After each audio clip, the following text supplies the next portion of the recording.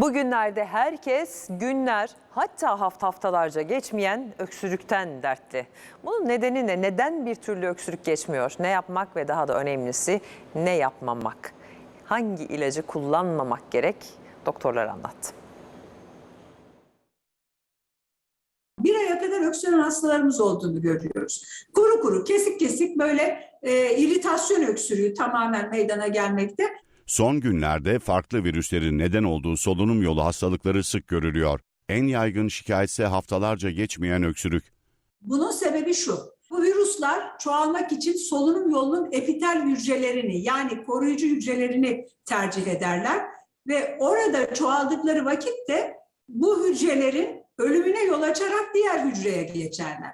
Bir süre sonra bu koruyucu epitel hücrelerinin tamamı öldüğü için virüsün çoğalmasına bağlı olarak mukoza dediğimiz tabaka açıkta kalır ve en ufak bir irritasyonda konuşurken, nefes alırken veya bir şey içerken tahriş olur.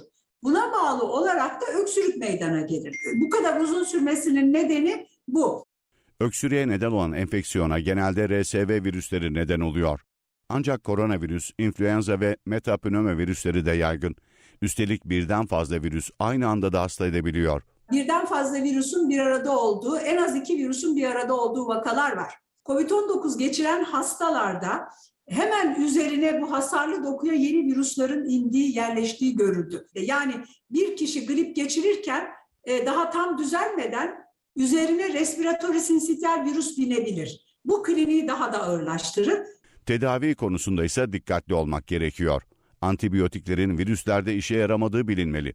Bunların hepsinin tedavisi yok. Ben üzülerek görüyorum ki bu kişilere antibiyotik veriliyor. Antibiyotiklerin hiç etkisi yok. Olay tamamen viral.